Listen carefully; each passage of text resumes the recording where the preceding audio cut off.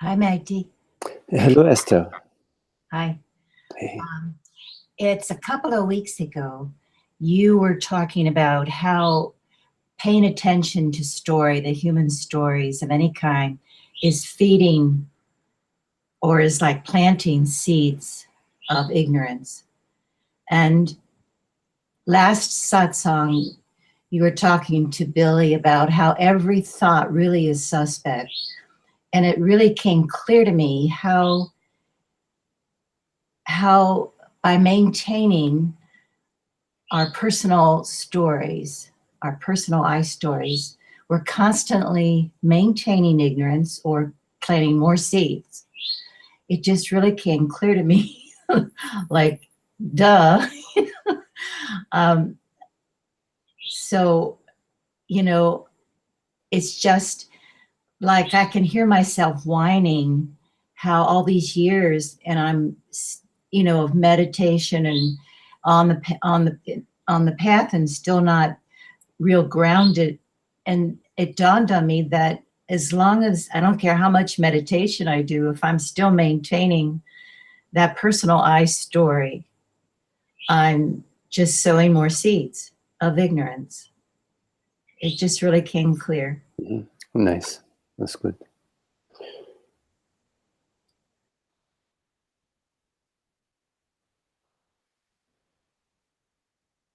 You are not the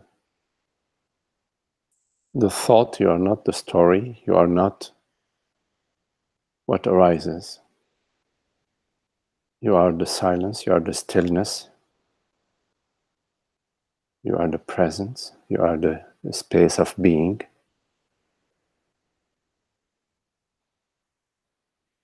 That is not a thought, it's not a voice, it's not a thought, it's not a story, it's not a thing, it's not an appearance.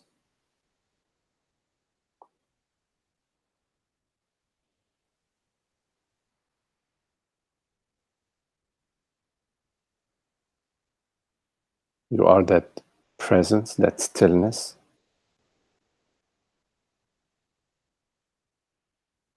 that silence, that awareness, that aware presence.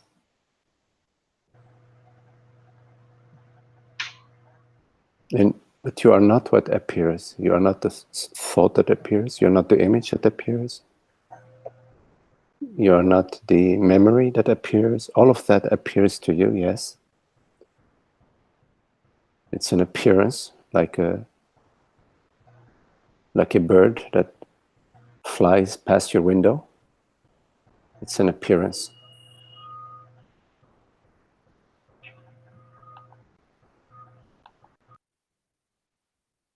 You are the stillness, the presence, yes?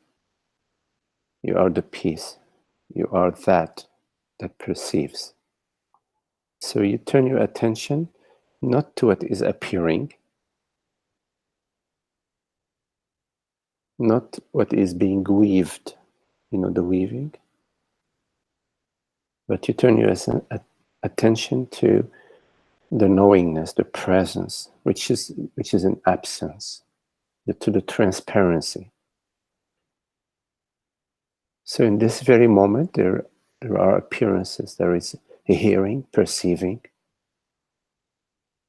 There may be thought appearing. You are the awareness. And that is not seeking any perfection, is not seeking any improvement, is not trying to get rid of anything or trying to grab onto anything. That,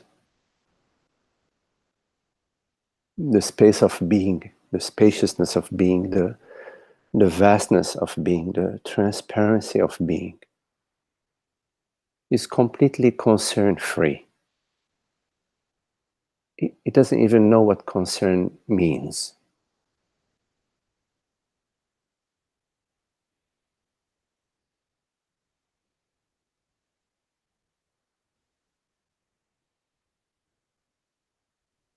So yes, the story that we maintain, we are placing our interest in the wrong place. When we place our interest in the story, in the thought, in the image, in the memory, in a thought about tomorrow, in some sort of image of me, something is that's me, whatever that means. We're placing our interest in the wrong direction, in the wrong place. So we remain dispassionate, we remain neutral about what appears. We remain unmoved, unmoving, uninterested about what appears.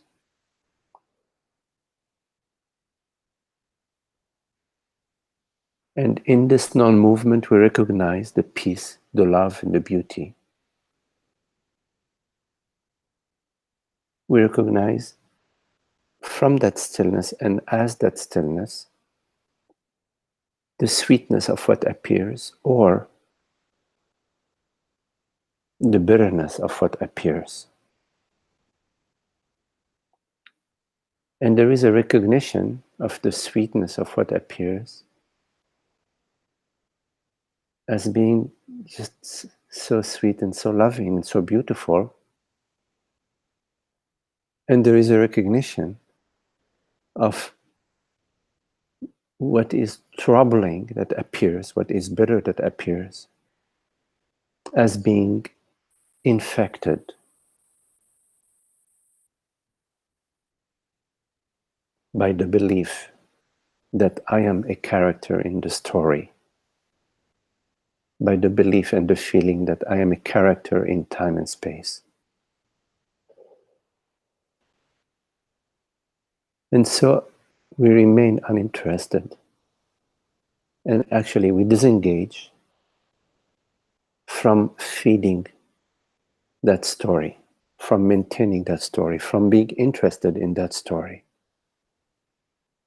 And in general, that story is about good me and bad him or her, or sometimes it's bad me, but it's about good and bad. And it's all imagination.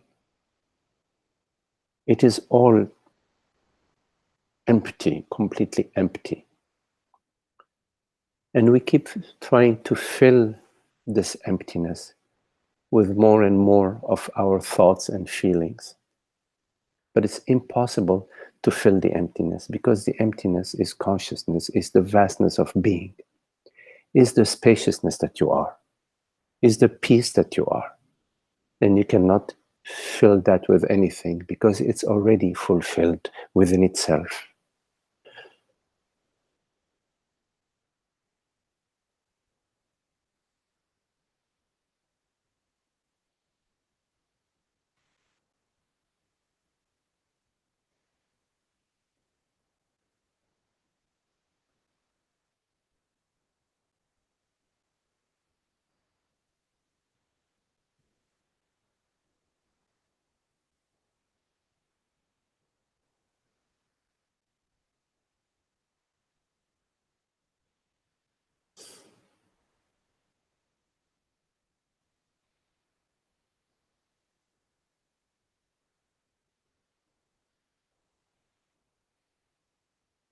You are not what thought or feelings say that you are.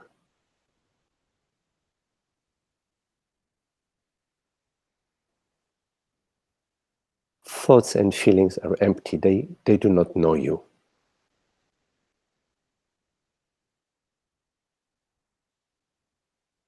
Nothing can know you but you. You know yourself as being yourself. Not knowing yourself as a woman or as a man. Knowing yourself as the self. You know yourself as the self being pure presence, pure awareness, the mystery of being, the wholeness of being, the majesty of being. It's non-phenomenal, cannot be conceived, cannot be conceptualized, but can be known as the I am. Pure I am, without any adjective. Not I am this or that, not I will become this on this or that, not I was this or that. That is not the I am.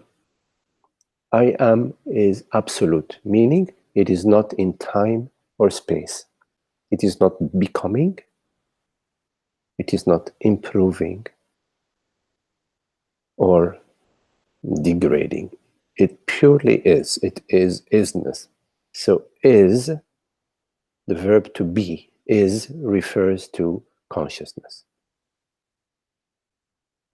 But it's been adulterated to refer to somebody being something. So now we have the verb to is, was, and will be, the conjugation. We have the conjugation, but in truth, there is no conjugation. There is just the absolute, the eternity of being.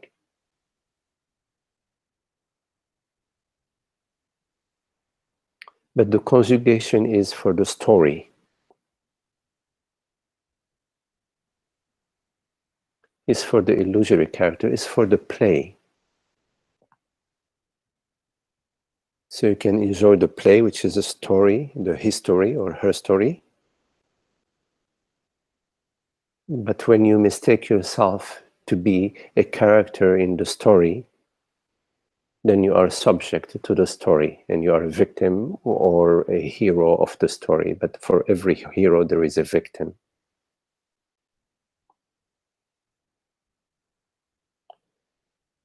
And when you are a character of the story, you are in the conjugation. You are in the roller coaster ride of past and future, coming and going, becoming, gaining and losing. And you do not awaken to the self that way.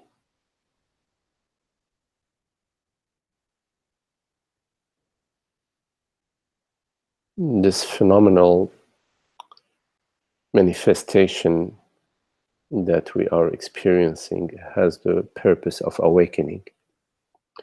It has no other purpose. It is not about raising a family. It's not about having a good relationship, a good life, a good wife or a good husband or a good home or a good career. It's not at all about that. It is about awakening.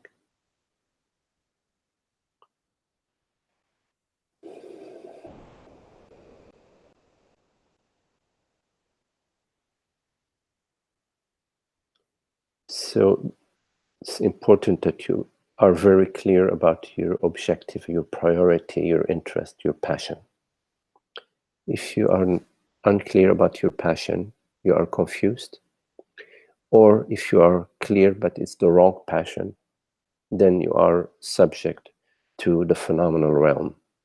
And the phenomenal realm will toy with you like a yo-yo, like a bungee cord. You go down and back up, and down and back up.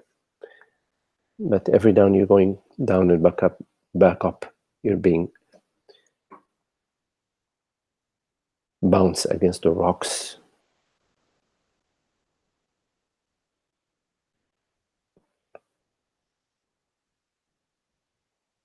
What greater interest could there be but the interest in knowing what I am?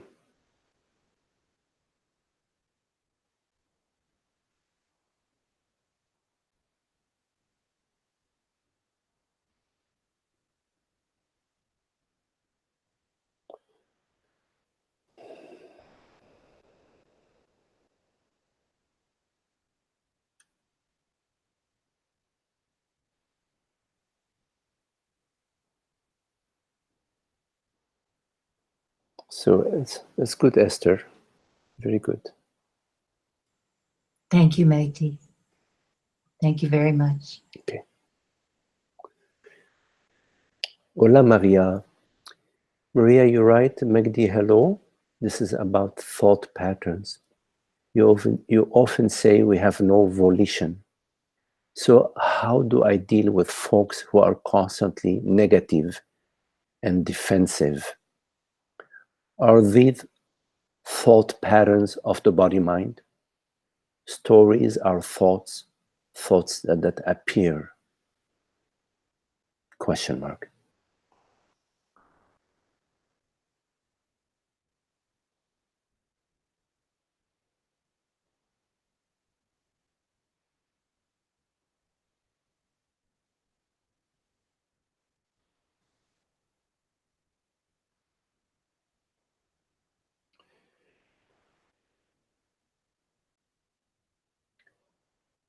Yes, Maria,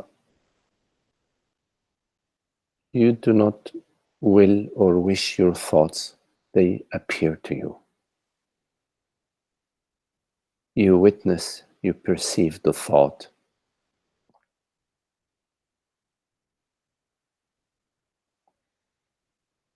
There is a thought that says,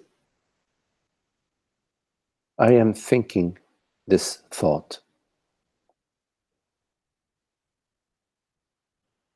That thought that says, I am thinking my thoughts, is not a thought that you choose.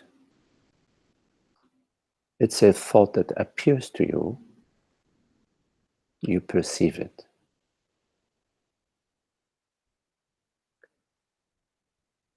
And you believe it.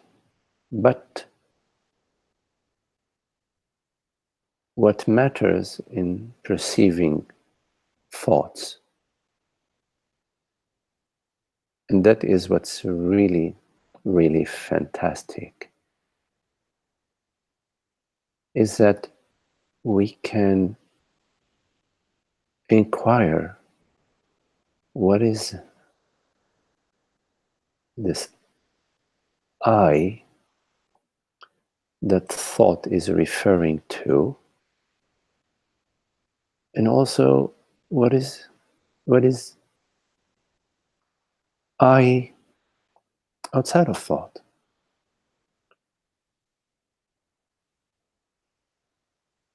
Now that, when that thought arises, that grabs your attention, calls your attention to wondering or inquiring or contemplating, what is the I that's inside the thought? Or what is the I that's outside of the thought? That very thought is a divine thought. In fact, one could say that all thoughts are divine thoughts. But there are some thoughts that are more divine than others. Like, for example, the sun shines onto everything. It shines onto the tree, and you could see the tree.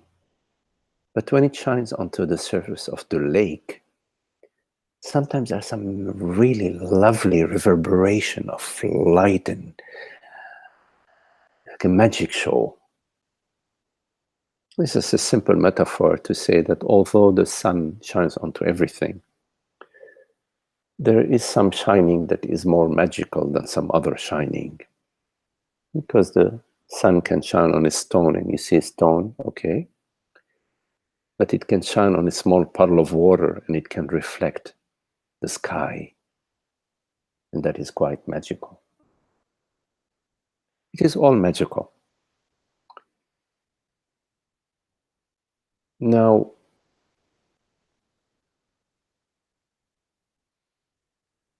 in ignorance, meaning when we are completely identified as a man or a woman, as a person, as a mother, as a husband, as a wife, whatever,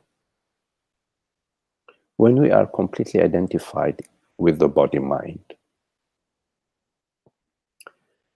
thoughts that are arising to us, which we are perceiving, the thoughts that we are witnessing, are referring to me as a person. They're saying, I, the person, is great, is good, is bad, is doing good, is doing bad, is doing better, is improving. And in ignorance, we are completely in the bubble, and we're completely hypnotized by such thoughts, and we are subject. One could even say we are victims of our thinking, of the thoughts that arise to us. And we feel when the thought says, oh, you've been really great, you're doing great, we feel wonderful. And the next thought says, geez, you were doing better last week, we feel lousy. We are subject to the thoughts. In wisdom, we perceive the thoughts as clouds arising, as images arising. Maybe the thoughts are attempting to make a story about me, but in wisdom, we recognize that I am the awareness, that I am the presence, that I am not a body-mind character. I am not a man or a woman. I am not 5'4" tall or 5'11" tall. I am the formless, aware, undeniable reality of being. So in wisdom, the thoughts that arise to us, they don't touch us, they don't disturb us, they don't move us at all. They're like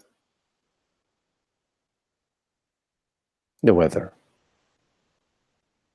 But in ignorance, we are affected and we experience the negative emotions of the thoughts, because within the thoughts, there is the I thought that we are completely identified with.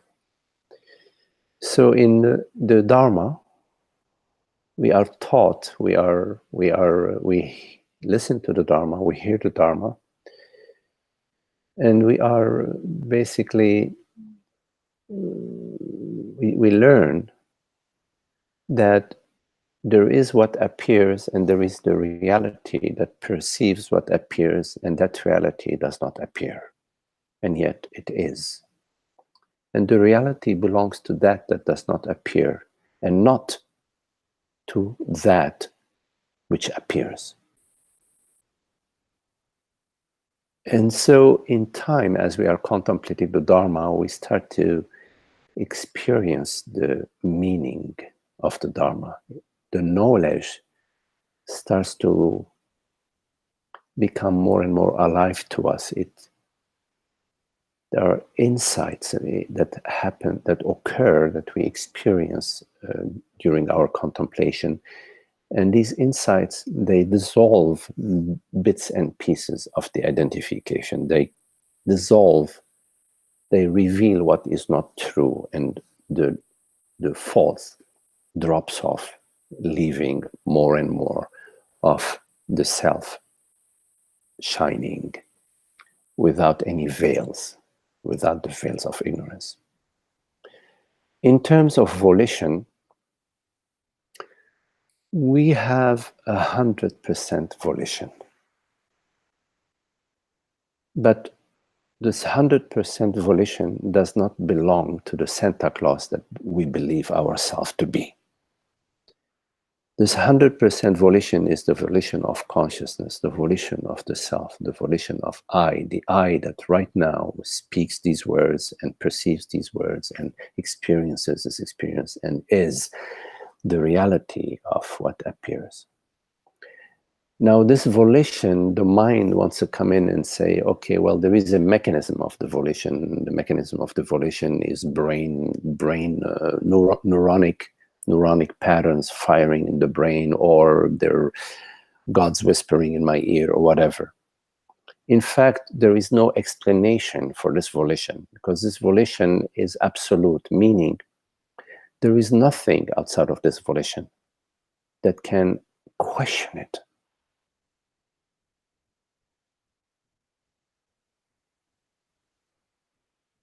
And you are this volition,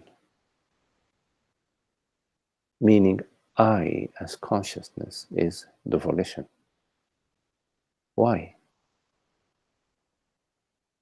Because everything that appears refers to me, refers to the reality of consciousness. Without consciousness, what would anything be? Anything that appears via consciousness and is secondary to consciousness. Also, consciousness is borderless. If you contemplate consciousness, you will find first that it is reality. There is a reality of consciousness. It's undeniable. Secondly, that consciousness has no beginning and no ending. Meaning consciousness is the one reality. There is no other. One beyond, without a second. Therefore, it is the creator. It is actually the conceiver, the creator, the perceiver, and the destroyer. There is no other reality outside of consciousness. So what other volition would there be outside of the volition of consciousness? Any other volition outside of the volition of consciousness would be an illusory volition.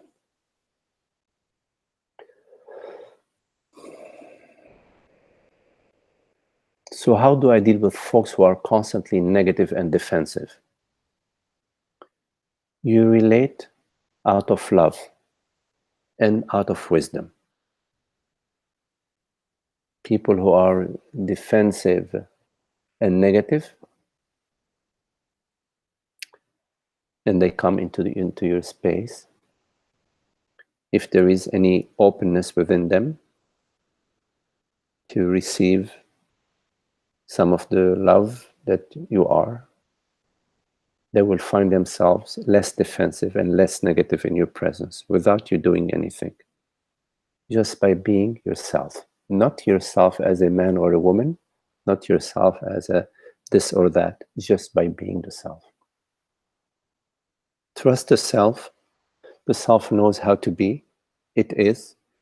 It does not need the mind to teach it anything. It does not need its puppy or its child to teach it how to be. It is self-knowing and all-knowing beyond any doubt. So in relating with negative people or people who have some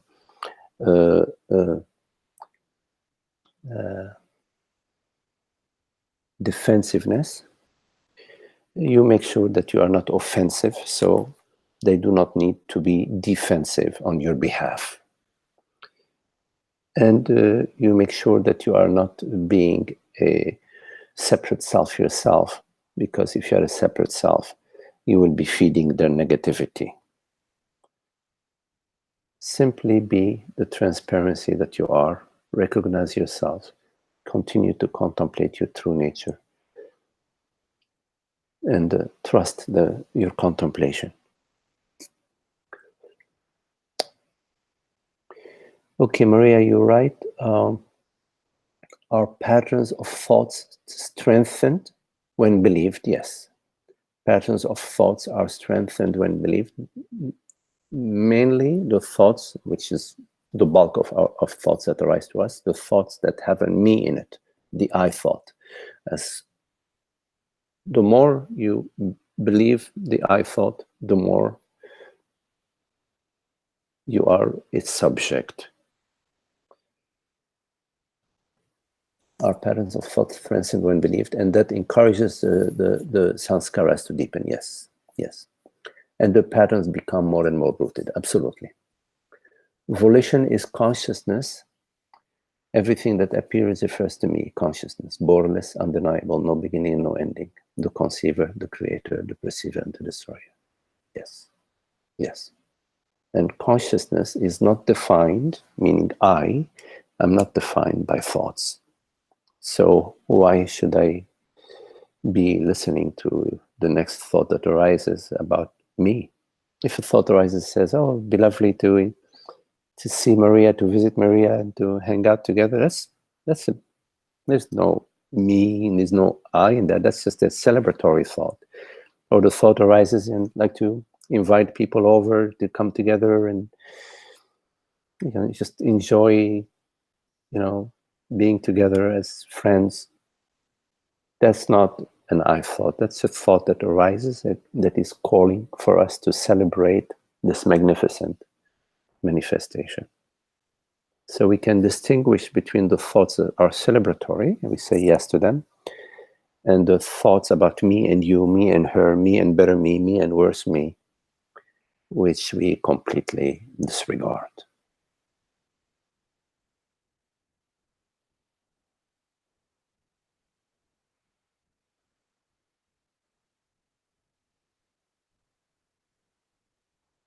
Because you are the choreographer. You are the conductor. You are not the subject. You are not a subject to anything.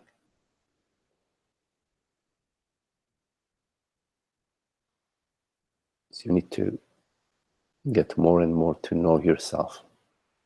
Not know your stories, not know your family history or your genealogy or your DNA, not that. Know yourself as what you truly are. The presence, the awareness, the consciousness. That's available to you. That's what you're here for. I don't mean here in satsang, but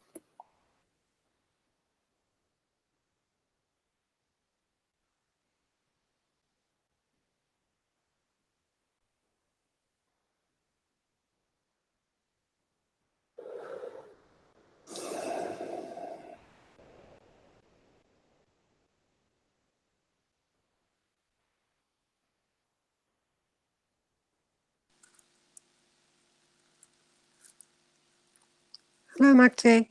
hello, Anne. I wasn't sure if you'd finished that question. Is that finished? Yeah. Yeah.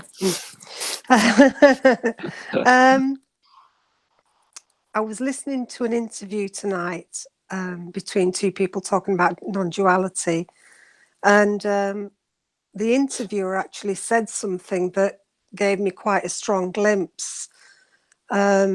And I've formed a question around it because I'm not always clear on here when I'm speaking to you. Can I read the question to you, Absolutely. please? Mm-hmm. Thank you. I'll just be a second to get it up.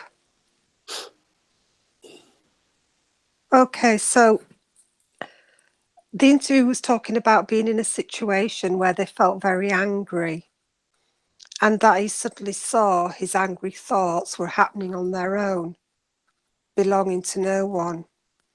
And it's very similar to what you've been talking about tonight as well. So I hope I'm not repeating or asking a question about what you've already said. But he said, as he said that the thoughts were happening on their own, happening to no one, which I've heard a million times and I know, but I've never got a glimpse as much as I did when he said it tonight of not being a person. I got to see this sort of entity that's claiming to have a life, and it calls itself me. It is like a thief that claims ownership of everything, and it's weaving threads and stories and dreams together to form an illusion of continuity, which is not true. And everything is just an appearance, even that illusion of me. And it's just a question around that glimpse. It's like I know that I'm not my thoughts intellectually, but it's actually just seeing that this entity that's claiming everything is also just an illusion, just an appearance of that personality. I hope that's clear. I'm not sure if even that's that clear. When you look at this entity, all you will find are thoughts and feelings. You will not find an entity. But it was as if tonight, just to be clear, it was as if the thoughts weren't really the problem. It was actually the sort of entity behind them that was a solid, real me that was kind of got a knock tonight in that glimpse. Yes, yes. So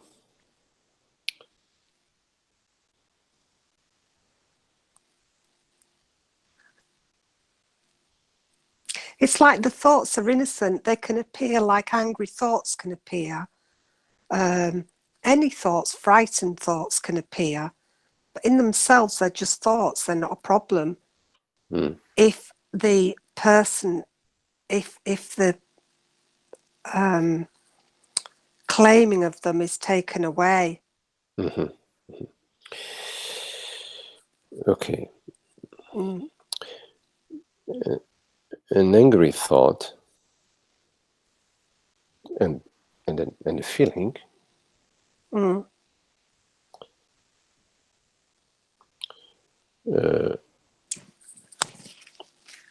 arises when there is a me and a you, or a me and that me is basically saying, no, I don't want that. That you know, I wanted this result, and instead that's a result that arose, and that makes me really angry. Which is what he was saying. And all of that is just movements, energetics, thoughts, some appearances. They're an arising. And in fact, the arising itself is empty, because the thoughts, what are they? and the feelings, which are what the person is, because the person, in the absence of thoughts, in the absence of feelings, what's a person?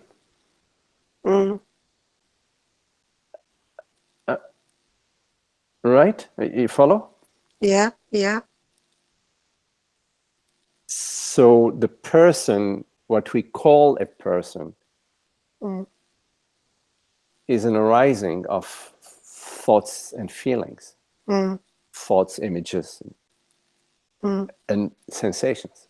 And they're co-arising. There isn't something behind something.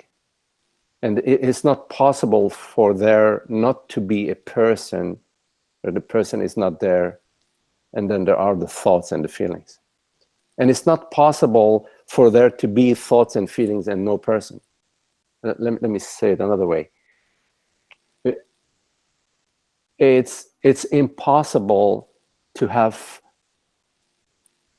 well, maybe a weak metaphor, but have a fire and no light, or fire no heat.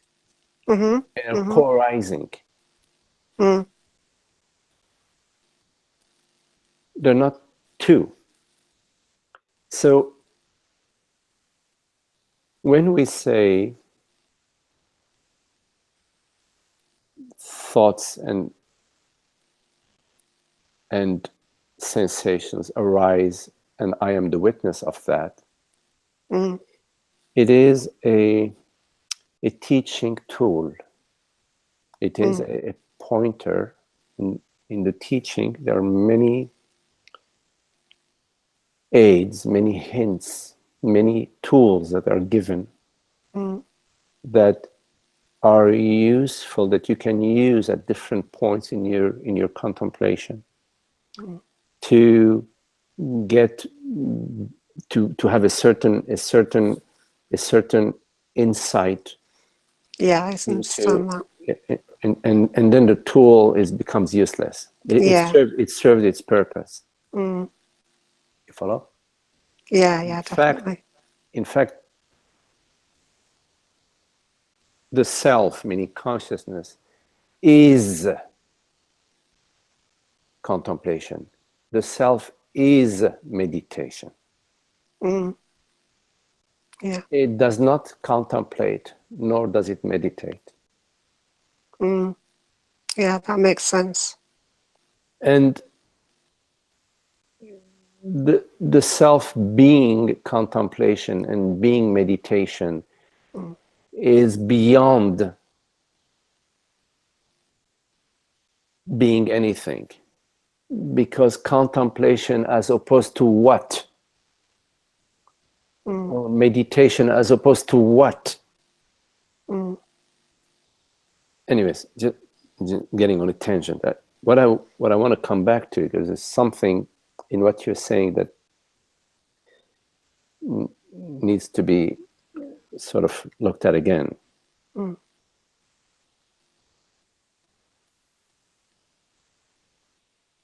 To perceive thoughts, whether they're negative or positive thoughts, you know, praising thoughts or thoughts about how bad I am, and to be looking at feelings, positive feelings, wow, I'm so great, or negative feelings, I'm mad and whatever. To be perceiving them from a completely neutral, passive, unmoved, unmoving place is an important sadhana. It's an important practice at some point or the other in your contemplation. Now, this is quite different from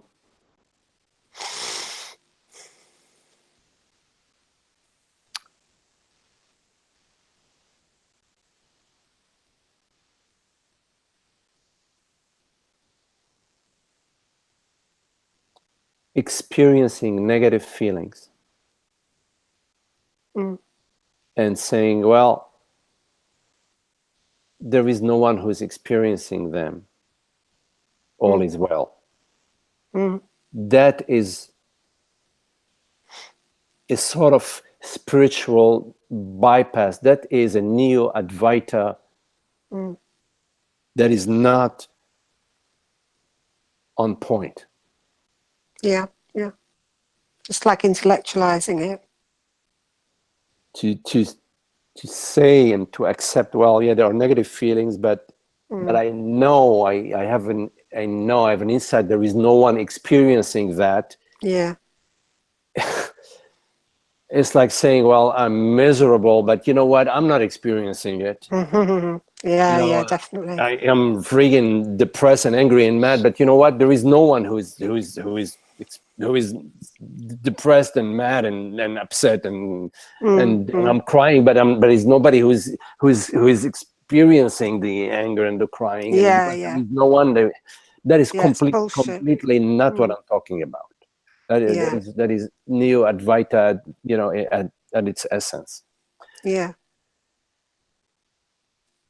The negative emotions and the negative thoughts and the positive emotions and the positive thoughts as well are co-arising. There isn't this. It's like fire and light, or it's like water and wetness. Yes? They come together. Yeah. Thoughts and feelings come together. They're one. Yeah. What matters is to contemplate that all of that, which is the self, the personal self, which is composed of thoughts, feelings, emotions, sensations, are an arising, and I am not the arising. That is a very, very, very important understanding. But the more important understanding beyond that, you have to go through the first understanding to start contemplating the second understanding, which is that I am beingness. I am borderless, universal, aware presence. So first, what I am not, but then what I am. And once the I am not is clear, then we need to be clear about what the I am, and we need to contemplate the I am. Yeah.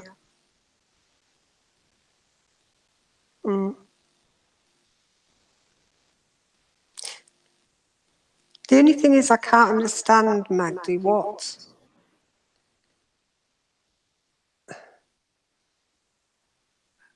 that glimpse tonight was very different it was a total piercing of the bubble for a millisecond. And I'm having lots of happiness and peace and, you know, being in stillness a lot. And it's lovely, you know. Sometimes I think, God, is this it? You know, is there no me left? Because I just feel so good. You know that you are in the right direction when less and less of the world, body, mind affects you. Yeah. And if it does affect you, it's affecting you for less and less of a duration, and is affecting you less and less intensity. So That's definitely happening, yeah. You know you are moving in the right direction, as that's what's happening. Yeah. And you know that you are home when you are no longer moved by the world, body, mind.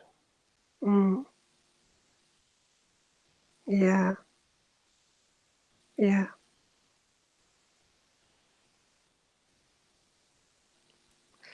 So I'm just wondering why that glimpse seems so different tonight. Seems so like just that glimpse of the being Every glimpse person. is different, you know. Okay. Okay, that's great. Yeah. Okay. That's lovely.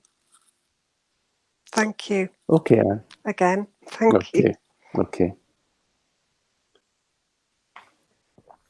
So I'm going to address the question from last week. Dear Magdi, I noticed a tendency to look outside of myself for spiritual help is changing. I noticed that the tendency to look outside of myself for spiritual help is changing. Good. Yes.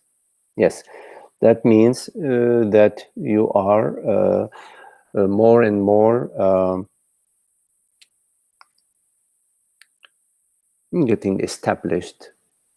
The recognition is getting more and more settled in your being, which is a very beautiful thing. You continue. I started noticing how it doesn't make sense if all is consciousness. I started noticing how it doesn't make sense if all is consciousness. Seeking is still dualistic. Could you speak about this looking, seeking help? Thank you for the amazing clarity and posts and gratitude, George. Okay.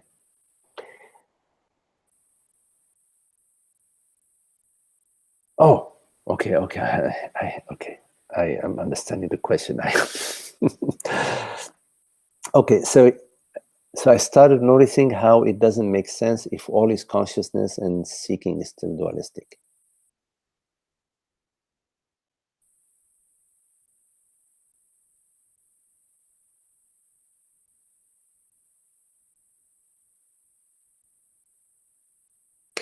Well, once you come to the understanding that all is consciousness,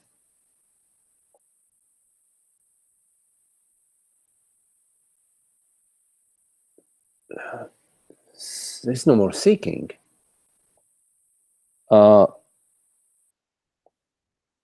It's the end of seeking. Because all is consciousness,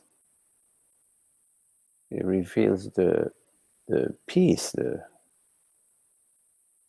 it ends the sense of separation, it ends the the illusion of the me person and the external world.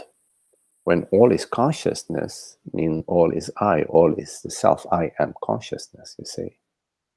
So, George, maybe I'm not fully understanding your question, but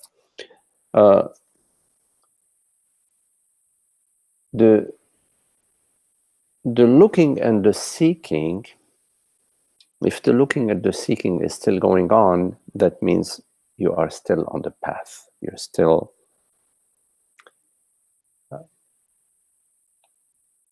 you are not in the full revelation that all is consciousness. There's still something that is wavering in your experience.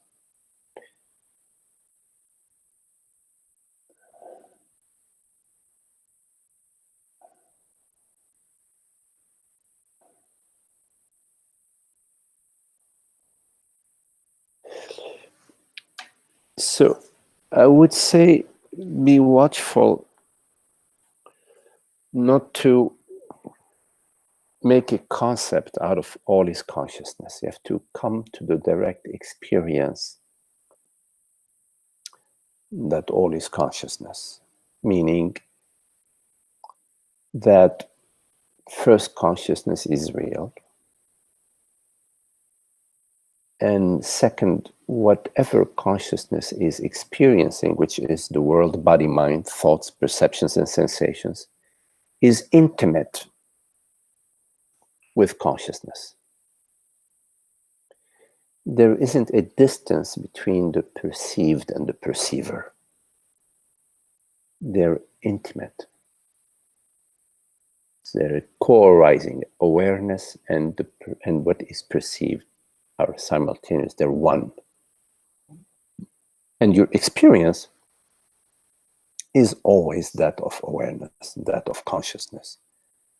That takes on the form of a perception, thought, and sensation. And that form is intimate, its substance is consciousness. So that the world, body, mind dissolves in consciousness, you will no longer find that there is anything separate anywhere. Wherever you look, you cannot pull anything out of yourself. You cannot shed anything out of yourself. It is all intimately yourself. You cannot remove anything out of yourself or add anything to yourself.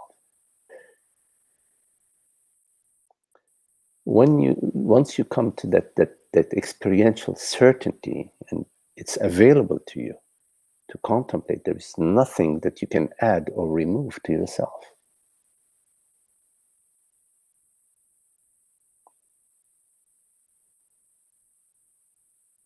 And that outside of yourself is just a thought within yourself. That there isn't an outside or an external reality. But our experience of an external reality is an internal experience of a thought and a feeling. Because if there was an external reality to ourselves, how could we know that? How could we say there is an external reality to ourselves? If it's external to ourselves, we do not know it. We couldn't even speak of it. How could we speak of something we do not know? Could you speak of yellow or zebra-looking Martians up, on Mars?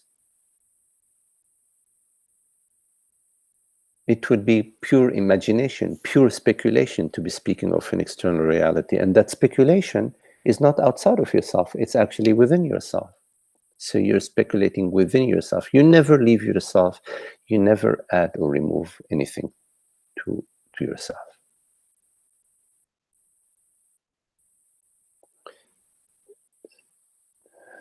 So all is consciousness is a very profound revelation, but it's not a revelation that is purely understood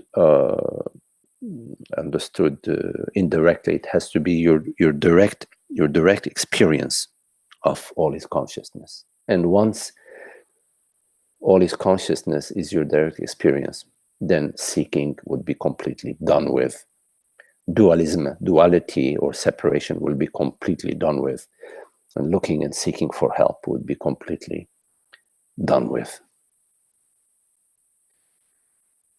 Well, I hope this answers your question. Otherwise, we can follow up just.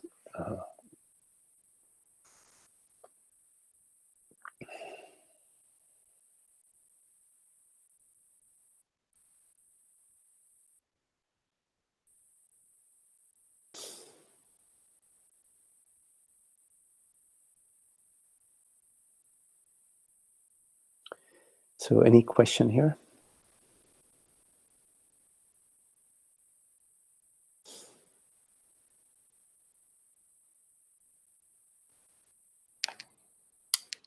Magdi? Yes, hello, Yeah, Gabby? it's Maria Oh, again. hello, Maria. Yes, I'm still left with this question. Thoughts can become a belief, right? A belief is a thought also. Like, when is a thought just a thought, and when does a thought become a belief, and when does a belief then kind of become an enslaver? Right. So you take, for example, the belief, the thought that the earth is flat. It's just a thought, right? Now, it's a thought that arises, and it becomes a belief when we sort of, without examining the thought, we accept it. But upon examining the thought, we notice that there isn't any evidence to substantiate that the earth is flat, whichever way we come to that conclusion. Then that thought does not become a belief. It remains a thought that is under scrutiny. Science is very good at being pure in its approach to thinking. It advances a certain theory, which is a thought or a body of thoughts or a structure of thoughts, a certain body of thoughts. But they do not accept these thoughts until they have conducted certain experiments to come to various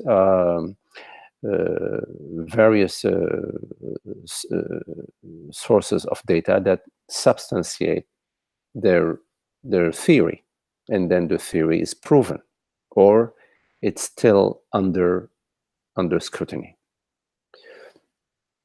So a thought is an arising, it's an energetic arising.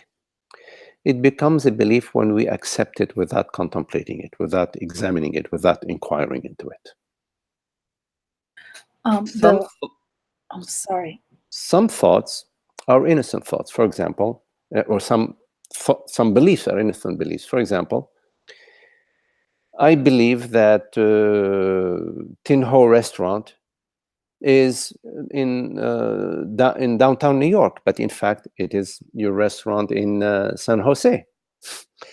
But I'm stubborn in my belief. No, I believe it is in New York, and period. I don't want to hear otherwise.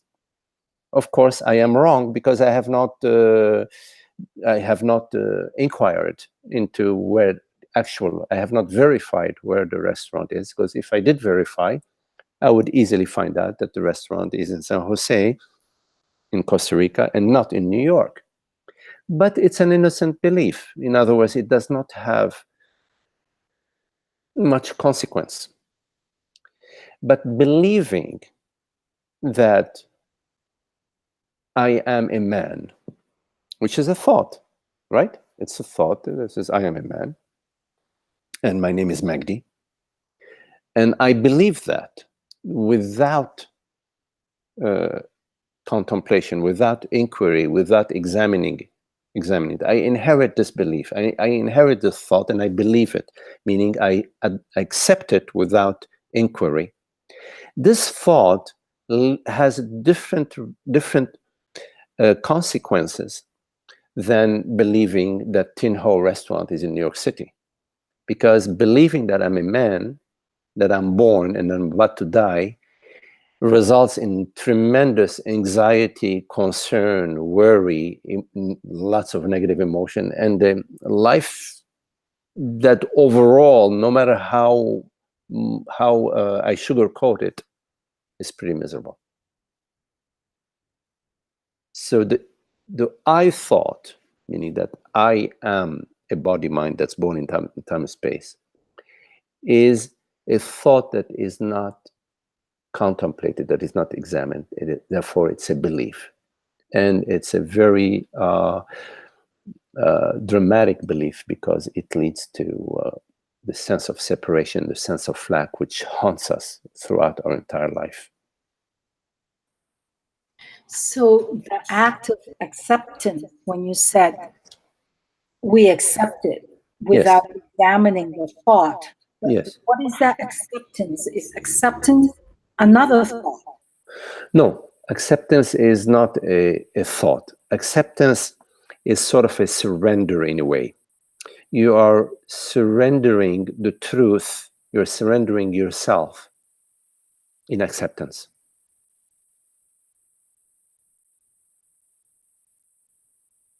It's more than a thought.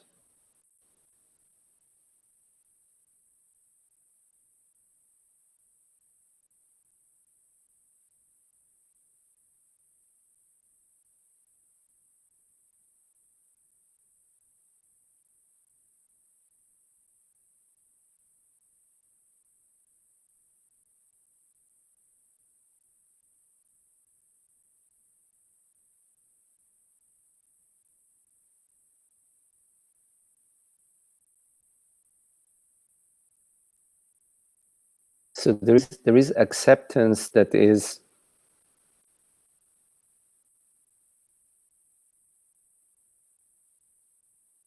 comes to you via understanding. You accept that I am consciousness because you come to that understanding. And of course, you're surrendered to that understanding, because that understanding inhabits you. It sort of becomes you. You are that understanding.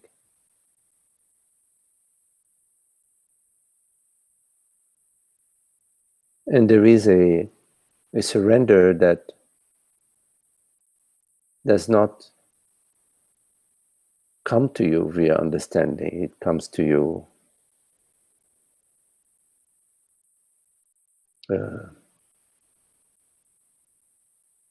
via your emotions,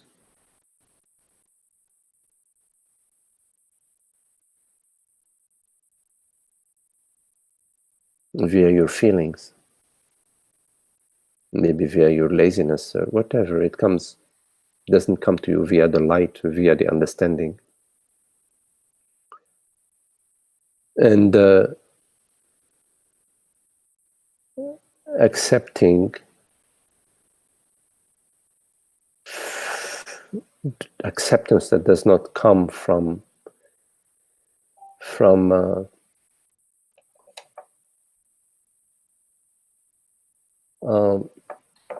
Anjin, I saw your question. I'll be there in just a minute, yeah? An acceptance that comes from sort of the resignation or laziness or conditioning.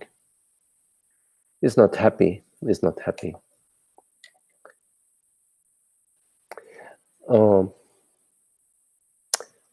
So Maria, it looks like somehow or you're back, Maria. You had left the group. I got it. I lost connection for a little bit. Thank you. Yes. Did you follow what I was saying, or? Yeah, I got what you said. Acceptance is a surrendering. Yes, yes. That so the tool to examine, like in the scientifically mind, it's also a thought and reasoning. It comes from the mind, or the tool can be contemplation. Yes. In depending, it depends on what is the subject that you are studying. If you are studying a phenomenal subject, or if you are studying a noumenal subject. In science, they are studying a phenomenal subject. In other words, they have postulated that reality is matter. They have postulated that reality is a phenomenal manifestation. And so they are studying the creation of matter, and they look at the Big Bang and whatever other interstellar observations that they're studying. But the point is that they are using phenomenal tools because their subject of study has been postulated, has been theoretized to be a phenomenal subject, which is matter. In contemplation, we are the subject of our contemplation is reality. We have no theory about reality outside of our contemplation. In our contemplation, we are looking with the tool, the only tool that is real. Because we are studying reality, we are contemplating reality. We cannot contemplate or study reality using a false tool. We have to use a real tool to study reality. And the only real tool that there is consciousness. And consciousness is non-phenomenal. And reality, therefore, must be non-phenomenal. Because the tool which is real, the reality of consciousness, we know that to be real directly, can only serve to study what is real. So consciousness being real, the world, body, mind that it is studying, which we are contemplating, must also be real. But given that there is only one reality, the world, body, mind is the reality of consciousness. But I'm getting slightly, away from your question. But what I want to repeat is that yes, depending on what is the subject of our study, we use a different tool.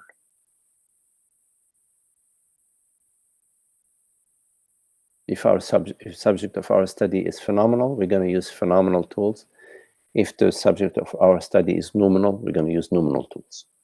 Contemplation is completely noumenal.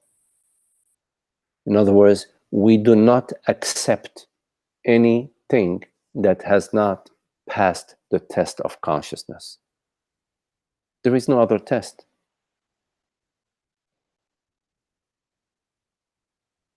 There is no other test for reality, for truth, outside of consciousness.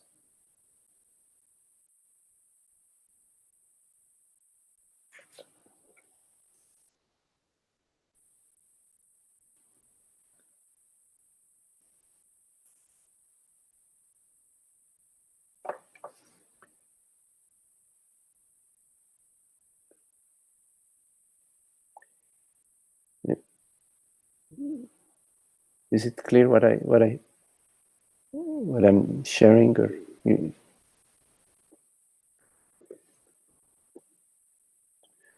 Well, if it's not clear, please ask me what you want to ask so I can clarify. You used the word numeral. Was it phenomenal and numeral? Numinal. Numinal. N-O-U-M-E-N-A-L. Numenal. Let me see. Oh, versus phenomenal. Yeah, numinal. Okay. Numinal, right? Yeah. And right. Beautiful. Right. Really, really lovely. Thank you so much. It's just beautiful. It really, yeah. Great. Okay. Thank you. Okay, Maria. Anjin, so you're right. Is consciousness the same as emptiness? Is consciousness the same as emptiness? Yes, except I would like to make it clear that I am not talking about a concept. Yes? So emptiness not as a concept, emptiness as the vastness of being, emptiness as the spaciousness of being. And yes, consciousness is the same as emptiness, but it's not empty of something. It is the reality. It's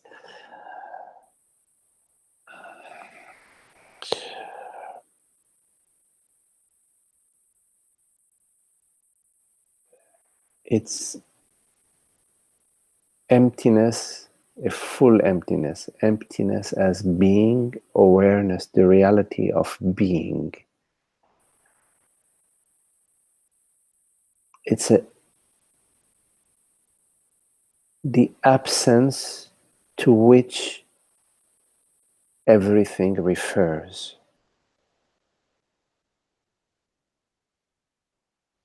The emptiness to which everything refers.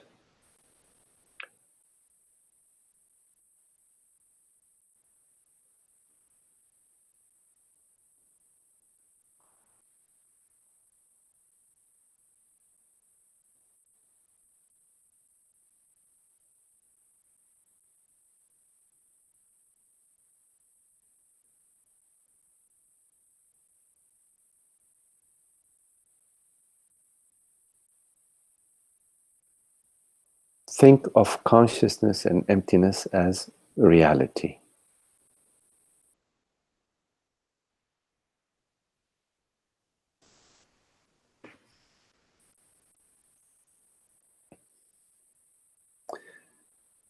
Ananda, you're right. We are all wounded on one level.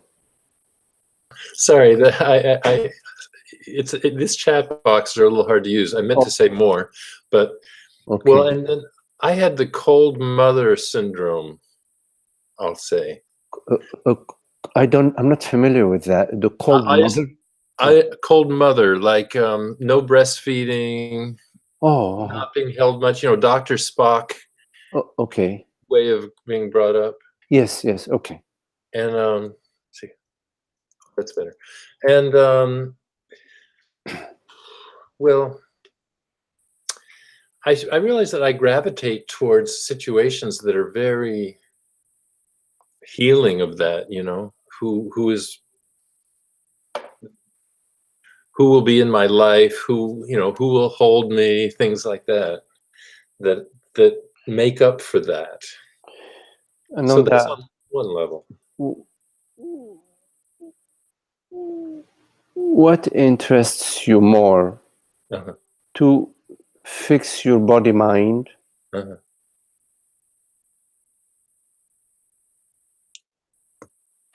or to awaken to truth? Well,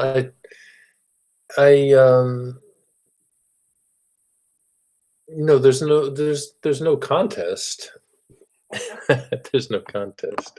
It's, awakening is the fixing of everything, I will say. Or at least it's I don't know. In a certain sense, it's the transcending of all those things, but then there's also the life appearing,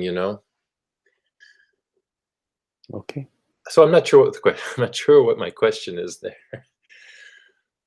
But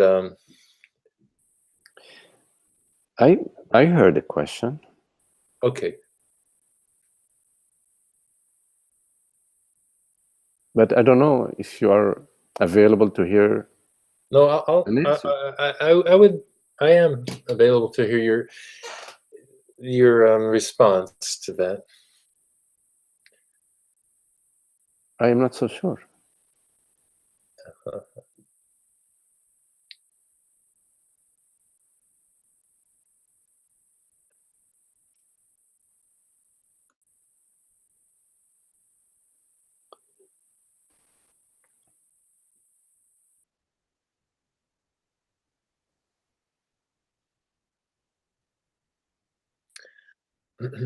Well, you see, in this regard, you're like a loving mother.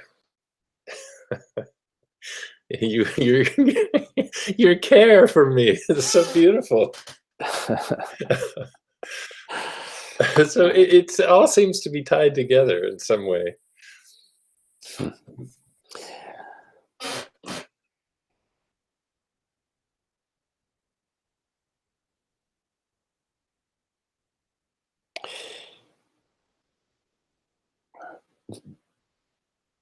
There is a deeper question in all our questions. Mm-hmm.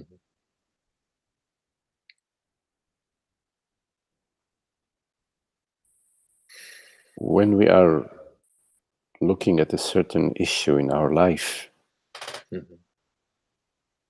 there is a deeper issue.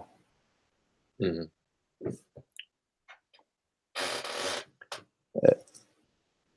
At the heart of our issue.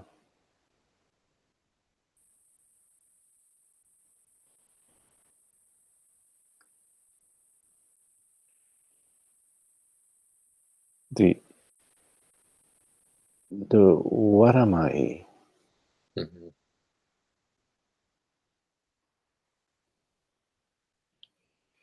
Is a core question to all our questions, to all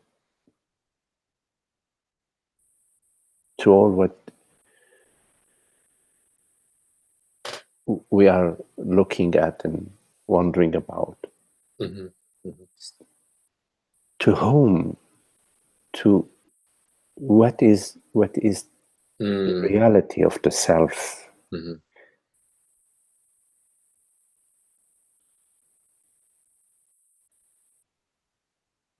Because all the questions that we have, in a way, they are superficial to the core question, because they relate Mm-hmm.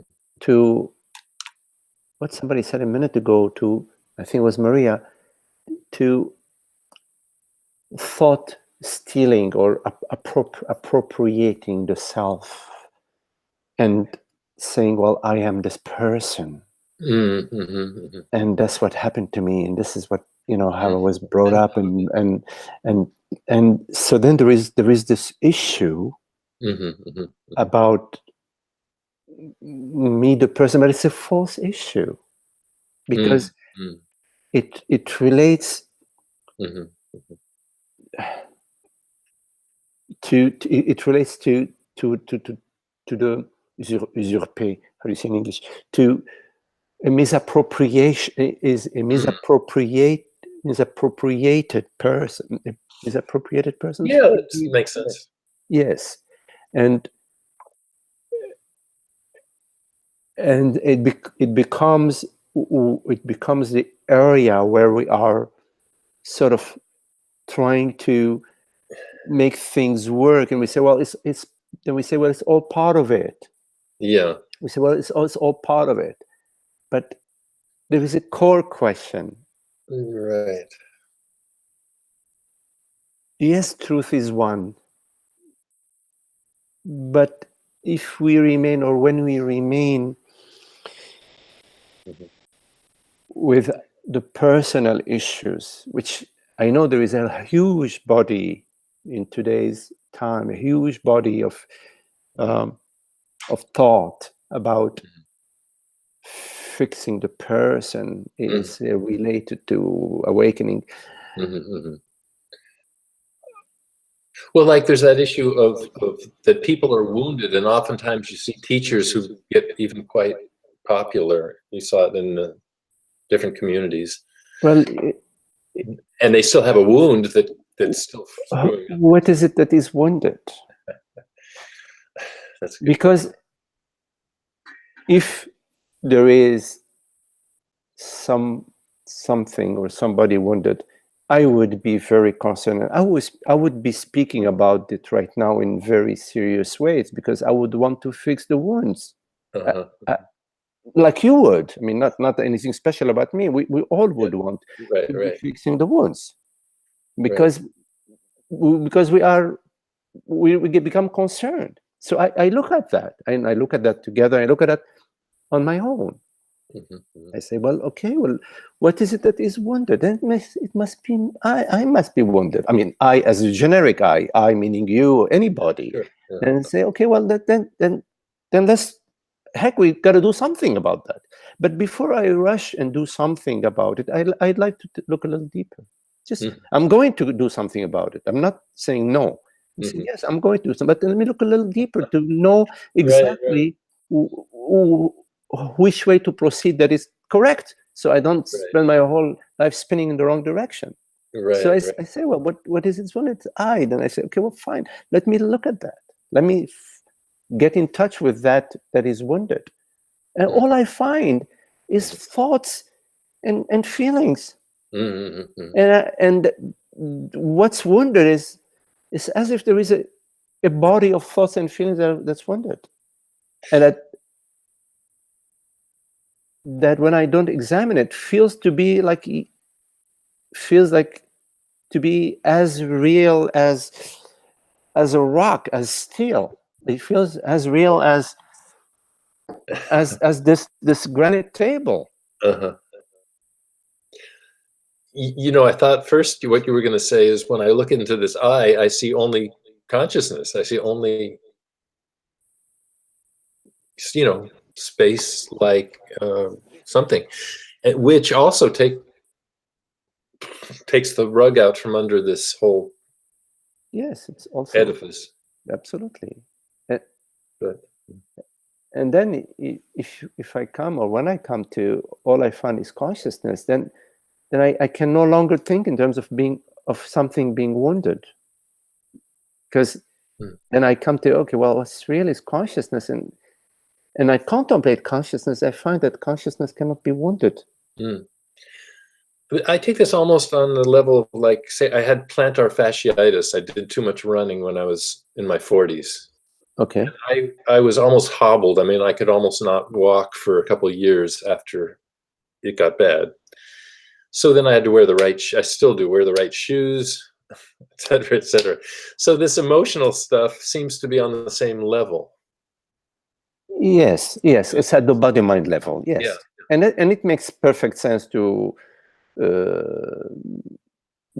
be a good friend with the body-mind, to take care of it, so you don't want to expose yourself to wearing the wrong shoes or doing the wrong activities that affect the body-mind. So what I see you saying is there's a tipping point where you go into that's actually me, rather than that's what I'm taking care of. In the contemplation is we deal with the world body-mind in a gentle, loving, kind way, but being very clear that what I am is this transparent, aware presence. And that is what we keep returning to. Sometimes the body mind may call you in a stronger way, but you don't want to make the body mind your issue. It may call you to, but in certain situations, in certain conditions, but no matter what is unfolding in the body-mind, because most of things will be unfolding every day or every month or whatever, depending on this particular circumstances. But what really matters is that you remain, or you keep coming back to the transparency of being, the reality that I am. Keep coming back to the I am, so that gets established as your self-knowingness, as knowing yourself, because that knowingness has been overtaken by the body mind, by the senses, by thoughts. Right. And we have to restore the order. Of course, we also want to take care of the order in the world, body, mind, but the core order that we have to restore is the self-knowingness. Yes, right. Self-knowingness. Right. So you have to find the right balance, not to be too,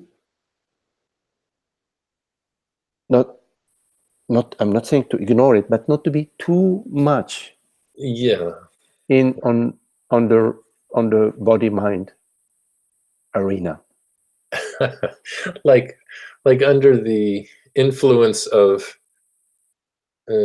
beautiful flowering of relationship, it can have something.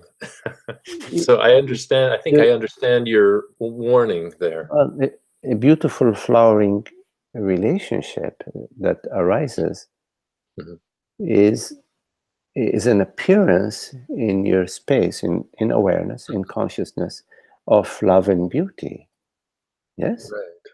And so we recognize the love and the beauty that is arising in the aware presence that I am. So there is a mutual recognition, the recognition of the I am, the recognition of the love and the beauty. And they're not two separate, but there is a recognition of that does not come and go.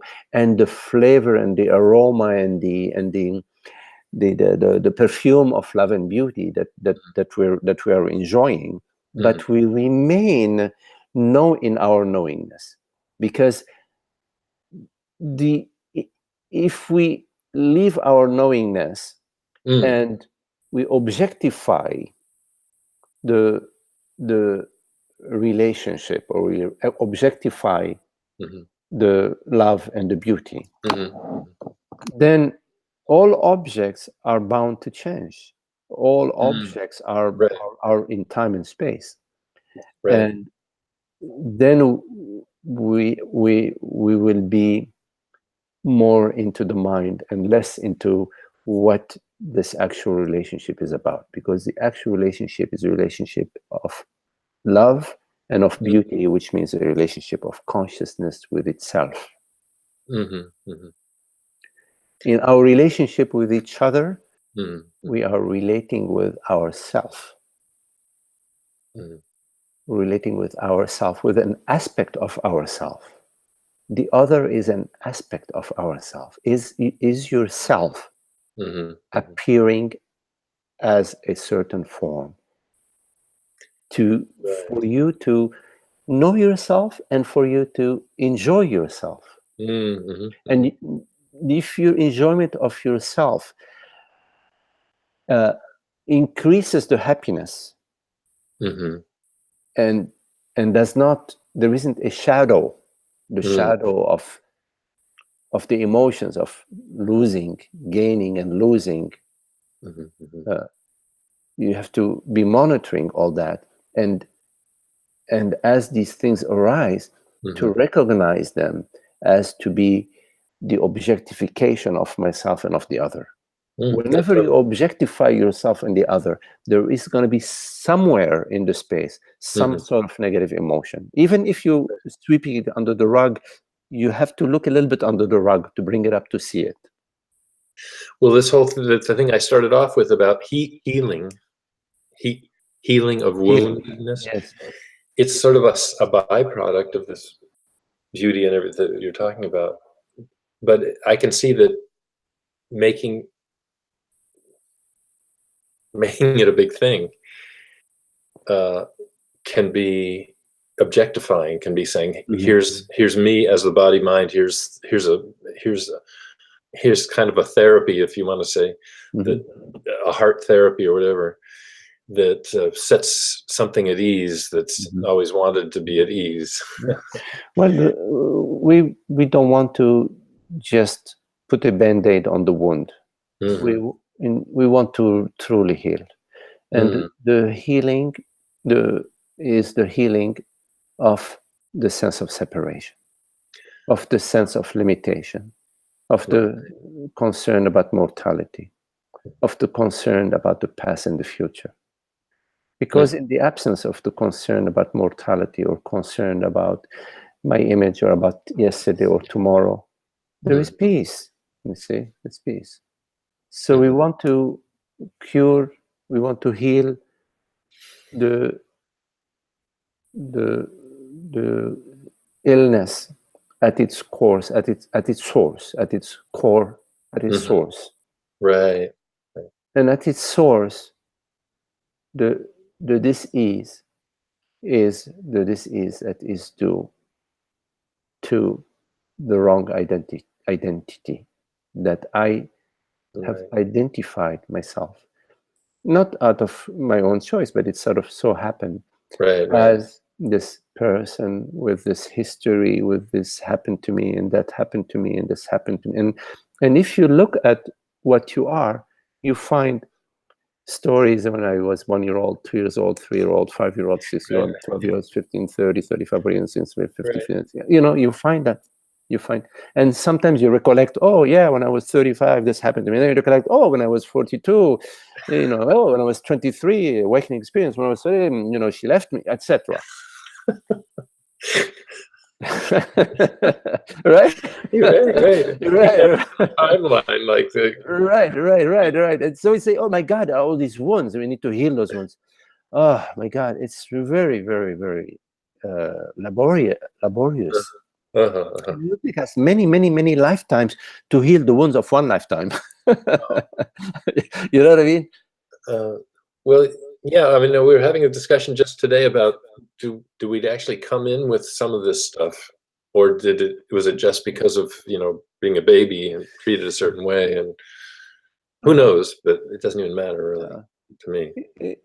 Yeah, it seems that, you know, already from the you know, the sperm and the egg, there is already all sorts of things happening. Angst. There's all sorts of things happening. Yeah, there is that, and then there is the, you know, the sperm are all suitors to the egg, and it says, I only want. I'll choose you. And there is the whole dynamic of the parents, their energetics and their vibrations, and you know, there is also the energetics of the space, of the field, of the town, of the village. It's all interconnected. You see, it's all interconnected. Suburbia, 1950s East Coast suburbia, for example. Right, and beyond that, you know, because what's happening, you know, in India, in China also is reverberating in the space, because it's one space, you see. So there's all of that. So you could say that the karmic realm, in other words, as soon as there is birth, there's already karma. There's universal karma, and of course there is more specific karma in terms of, you know, you're not born in Kolkata, you're born in, you know, in California. It's, you know, the body, there are specifics, and there is, of course, the global. Right. And all of these conditions, you know, karmic conditions, are specific to the body mind, and your journey, if you look at your journey, meaning your journey of contemplation, because whether you're contemplating becoming very wealthy because that's where happiness is, or whether you're contemplating awakening to truth because you realize that that's really, you know, what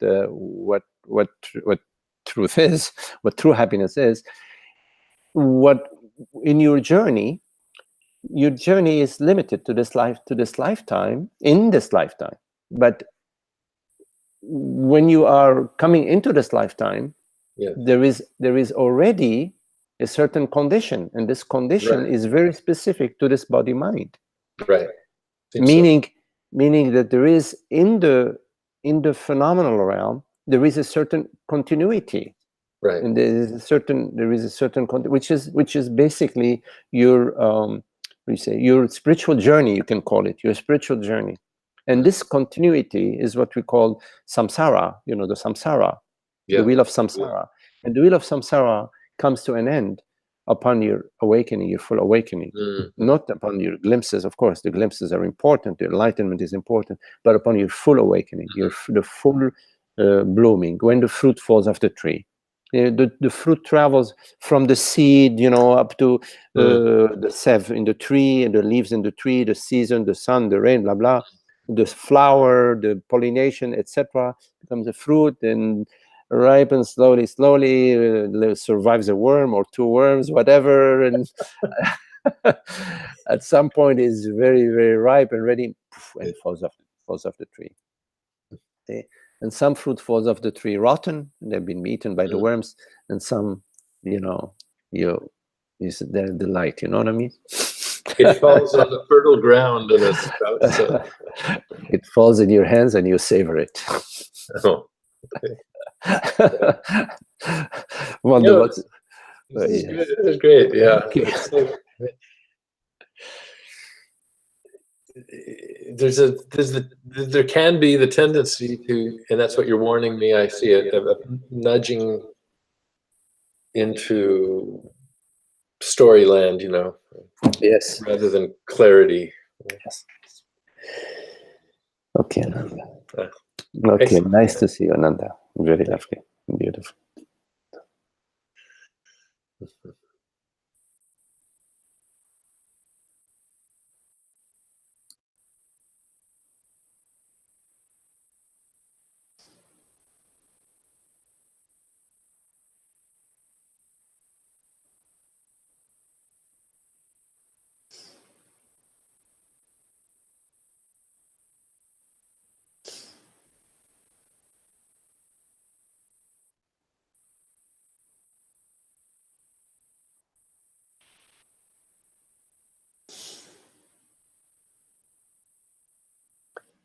Oh, 6:43.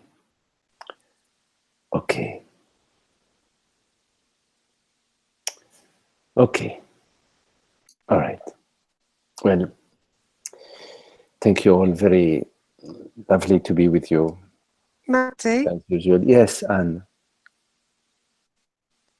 Oh, sorry, were you going? I lost you a bit there. Are you leaving? Were you saying goodbye? Yes, I was. Oh, okay, that's fine. I just lost connection a little bit there. Okay. I was just going to say, because I think I just had another glimpse from something you said earlier. And I was just going to share that with you, but I can share it next time. That's fine. If you were saying goodbye, that's fine. Okay. It's been a long talk. Thank you very much. Okay. Very lovely. Lovely to be with you all. Very beautiful. Thank you. Namaste. Namaste, all of you. Love you. Thank you. Thank you. Okay. Thank you.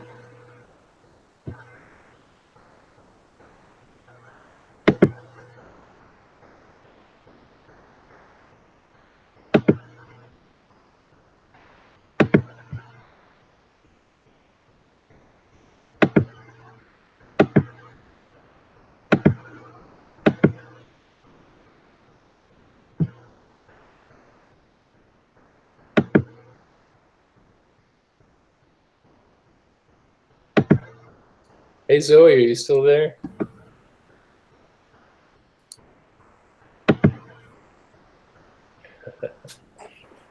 Zoe, are you still there?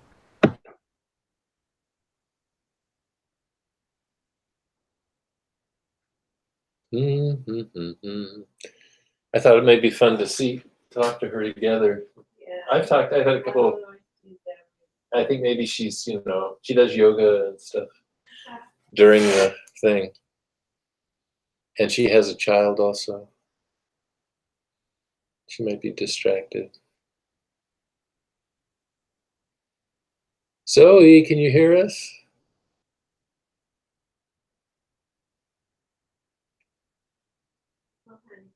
I guess I'm going to sign off, okay?